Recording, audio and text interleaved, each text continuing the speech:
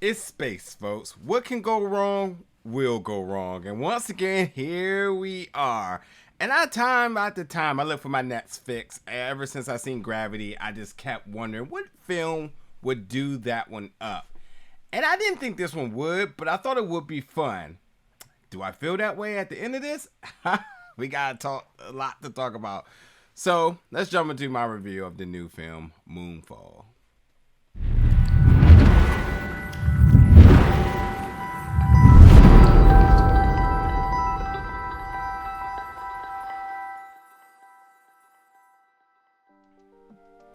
What's up, folks, and welcome back to the channel today for another review. And today we're going to be reviewing the film Moonfall, which is coming to theaters February 4th.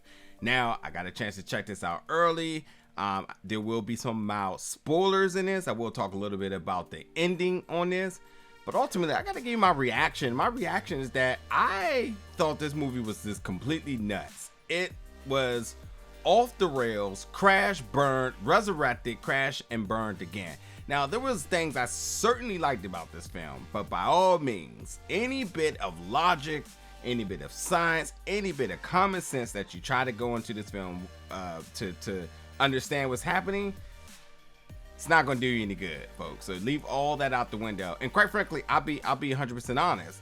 I will absolutely buy this when it hits Blu-ray because I thought the visuals was good. I think it's a good popcorn film. But I also think it's like a film that you just kind of put in the background and kind of, let the visuals do its thing. Almost like a good screensaver, pop in and out here and there for certain lines and certain moments. But like, things are just completely unbelievable, unrealistic to a point that you really can't even overlook them. But let's try to get into things. And, these space movies, they all seem to start the same way. They're in space and all is good, but it takes no longer than 2 minutes for this film runtime for something, the drama or something to go wrong, much like Gravity. And that absolutely, almost verbatim, exactly the same thing that happened in Gravity happens in this. But in this case, you got this alien nanotech moon mining swarm that is after organic matter in life, and it attacks the ship. One person dies, and then the other two gets back to Earth. The other two being Joe and Brian. Joe played by Halle Berry, Brian played by Patrick Wilson. After this, the government, as usual, decides to cover it up, and now Brian is an astronaut that is completely disgraced, and that doesn't make anything go right for him. He loses basically his family, he goes through a divorce, his son hates him, he has financial problems, amongst other things. And, it's just bad on his luck. Meanwhile, Halle Berry's character, Joe, is doing, I guess, better. She's still employed. She is, when it came down to like when they had to do the debriefing, she kind of turned on him. So like, that's kind of like why she got the good out and he got the bad out here. So that's that. Because yeah, they thought it was, the way the government labeled it was that it was human error. So they blamed him for everything, and everything that he said he saw, they didn't believe him. And then Joe basically was like, well, I'm passed out, so I don't know what happened. And that did not help him at all. So with that being said, in terms of the toning of this, there was some comedy. But again, it just goes off the rails. So like, it kind of goes from like a science film to like a science fiction film to like a WTF film. Like, it just goes through this whole ropes of just one drama to the next drama to like a don't even care about this. This film is just crazy. Just deal with it. But anyway, with this alien tech that is out there, that seems, as we like to call it, some form of AI, it is attacking the moon now. And because of that, it's changed the moon's orbit, which is causing all types of problems on Earth. First of all, you got folks with their conspiracy theories. And I also think conspiracy theories in terms of things that people actually believe on the net right now. I think those theories actually played a part into this plot. And beyond that, you have some extreme gravity effects. Along with that, you have government scandal, as I said, conspiracies, and it's just making everybody suspicious about NASA. I had to wear my NASA coat because that's probably the best thing about this film was the NASA merch that they had, to a point that I was like, damn, I should have worn mine today. I do love NASA's merchandise. It's always top tier if you ask me. But yeah, so that stuff's happening. And then, like I said, with Brian, he has family issues, his financial issues. He's a disgraced astronaut. His son hates him. And then he lost his friend on the mission. So, like, he's going through a rough time, you know?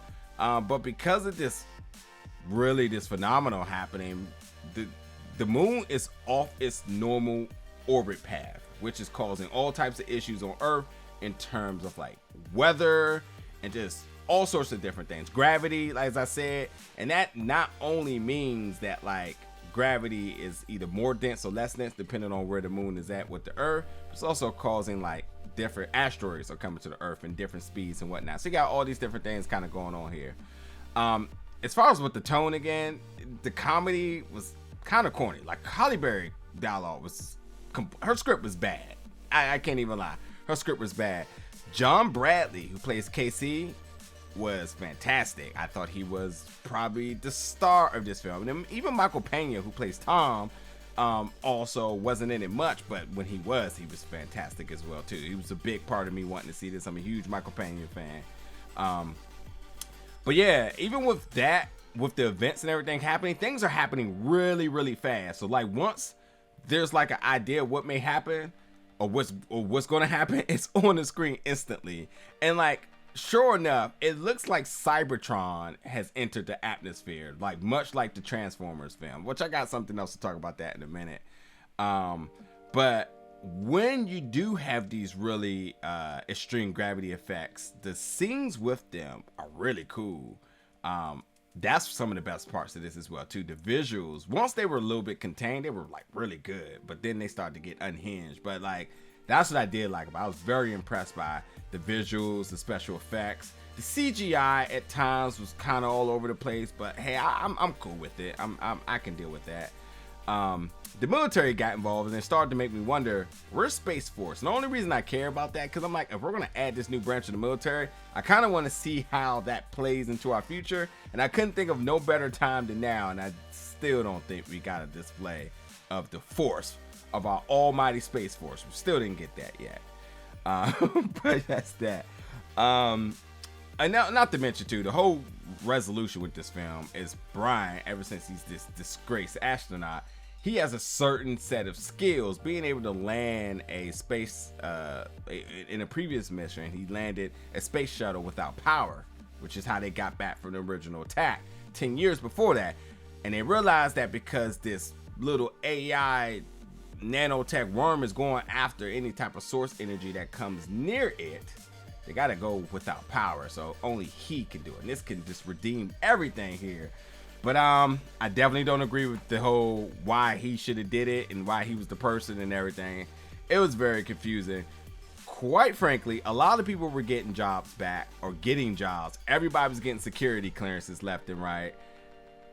It was just unhinged with the logic at times. It was just like, anything is possible at this point. I mean, even Joe got a promotion out of nowhere, and then it was like, cool, promotion, your clearance, go look for some stuff, and start digging into the government secrets, and then things started coming out. Like, I don't know. And then there was a whole lot of these parents trying to get acceptance from their kids, and, you know, ultimately trying to get on their good side after whatever it appears to be their dysfunction between them. While they're trying to co-parent at the same time. So yeah, some weird things happening here. To be honest, there was so many plot ideas in this film. It was like whoever was doing this film wanted to make everybody happy and everybody got to get their 5 minutes to shine, because there was way too many ideas happening at once, and it was disturbing at a point. Like, when I tell you, watching this film, it felt like a Michael Bay film. And then it felt like a mix of the film San Andreas, and then you got the whole Transformer thing, much like Michael Bay, but then you got this whole Cybertron art that's happening with the tech, and then the movie started feeling like 2012, and then it started feeling like The Matrix, and then it went to Elysium, and then it kind of ended with Armageddon. Like, to the point, this film felt like a parody at a point, just because it was just hitting all these other films and taking ideas from them and saying, put it all in there. So I don't know. It's funny. And speaking of parody, there was this character out of nowhere named Karen and she has a gun. She's toting a gun, and she shoots it at somebody and says, I have the right to defend my property. I cannot even try to tell you why that scene had to be in there, because it didn't. And it was, again, and I was like, okay. I know they just called her Karen, right? I see what they're doing. Like, we didn't have to do that, folks. You know, I gotta laugh, but like, come on now. But like, yeah. But yeah, like I said, this film went from science to sci-fi to just, oh boy, WTF. Like, it was all over the place. And this film had literally no business being 2 hours. Literally didn't. And it just was so many thoughts, and I guess trying to appease so many people involved, they were just like, get it in there, and thus, here you go. This film could have easily been an hour and 20 minutes, and I think it would have still been enjoyable. And enough to explain what was all happening, because, you know, Moonfall, the moon fell. That's what happened. That's exactly what happened. But just talking quickly about the ending, I gotta say that if this film would have been trying to set up a sequel, and or if that astronaut that died in the beginning somehow came back, I was going to lose my marbles, because it made no sense at all. No sense at all. And I swear I thought they were driving down that alley, and I said, please don't. There is no after the credit scene, so I'll save you the time there. And then we think about the possibilities of what this film may want to do with a sequel. I will say, because of Casey, John Bradley's character, being a focal part of the technology and advancements going forward, I would be for that, because that means the film has to circle around him, and he was the most enjoyable character in this. And if you make the next one about him and the possibilities of civilization expanding and the importance of the moon for civilization, then I might be for that. And I will say, honestly, go see this in IMAX. It visually was very, very stunning in IMAX. So it's definitely worth the buzz, because the visuals was good. But, you know, don't have any expectations. Please don't have no logic. Please don't go in there with no science. You know, none of that. Just go in there brainless and just watch, because if you do that as a popcorn film, you will enjoy it. But the moment you start trying to think, things get out of hand, and you're just going to be like, what am I watching? It's just so unbelievable at times. It's just frustrating. So but definitely let me know your thoughts. This again is Moonfall, releasing in theaters February 4th. Jump in the comments, folks, let me know your thoughts, and I'll see you around for more reviews very soon.